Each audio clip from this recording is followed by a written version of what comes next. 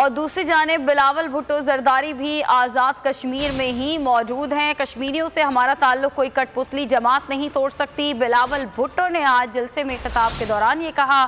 انہوں نے کہا کہ الیکشن جیت کر باغ آزاد کشمیر کی قسمت بدل دیں گے۔ کشمیریوں سے ووٹ کا نہیں قربانیوں کا رشتہ ہے، بلاول بھٹو نے کہا۔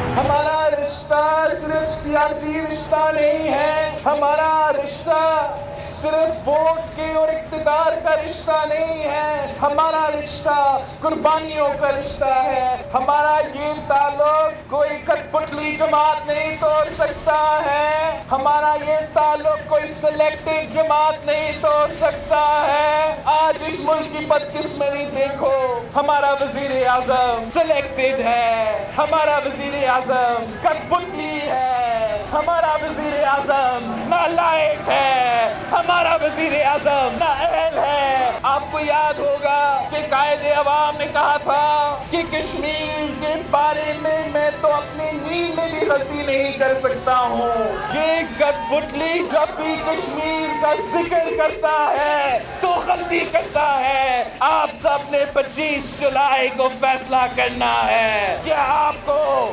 عوامی وزیر اعظم چاہیے؟ کیا آپ کو قائد عوام کا وزیر اعظم چاہیے؟ کیا آپ کو شہید رانی کا وزیر اعظم چاہیے؟ یا آپ کو کسی کٹ پتلی کا وزیر اعظم چاہیے؟